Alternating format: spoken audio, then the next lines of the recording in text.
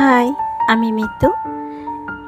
এটা মাস তিনেক আগের ভিডিওটি আইআইটি ম্যাড্রাসের গেস্ট হাউস থেকে, যখন আমরা আমার হাজব্যান্ডের জবের সূত্রে চেন্নাই রিলোকেট করি। তো এখানে তো বেশি ধোসা, ইডলি এসবই খাবার দিত, ব্রেকফাস্ট ছিল এটা। আর আমার ছেলে এখানে ওই ধোসা, ইডলি এই নামগুলো এখান থেকে ওর শেখা।